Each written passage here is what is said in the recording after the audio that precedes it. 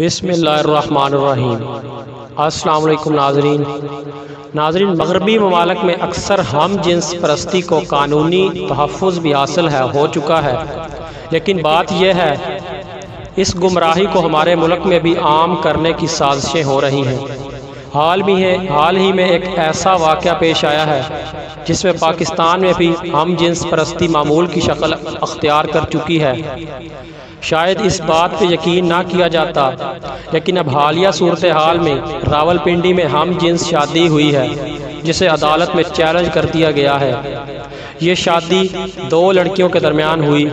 کیوں ہوئی آپ کو آج کی اس ویڈیو میں بتائیں گے، لیکن اگر آپ نے ابھی تک ہمارے چینل کو سبسکرائب نہیں کیا تو سبسکرپشن کا بٹن دبا کر سبسکرائب کر لیجئے تاکہ آئندہ آنے والی تمام ویڈیو آپ کو ملتی رہے۔ راولپنڈی میں دو لڑکیوں کے درمیان ہم جنس شادی کے اس واقعہ کو چیلنج کر دیا گیا ہے جسے عدالت نے سماعت کے لیے منظور کر لیا ہے۔ تاہم ایک لڑکی نے وعدہ کیا ہے کہ وہ جنس تبدیل کروا کے لڑکا بن گئی ہے۔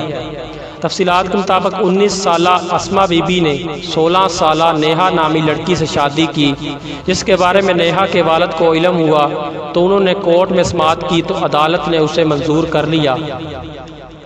ناظرین، اسما ٹیچر ہے اور 3 سال تک نیہا کے گھر میں رہائش پذیر رہی ہے۔ درخواست کے مطابق رواں برس فروری میں اسما نے اپنے شناختی کارڈ پہ نام اور جنس تبدیل کر کے نیہا سے نکاح کر لیا۔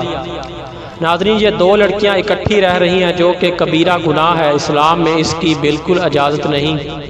لاہور ہائی کورٹ نے نوٹس جاری کرتے ہوئے دونوں لڑکیوں کو 15 جولائی کو طلب کر رکھا ہے۔ جنس تبدیلی کا شاید یہ پہلا واقعہ نہیں ہے۔ اسما نے اپنی جنس تبدیل کرنے کے بعد شناختی کارڈ پر اپنا نیا نام علی آکاش درج کروایا ہے۔ ناظرین، اسما نے لاہور کے کسی استاد سے اپنی جنس تبدیل کروائی۔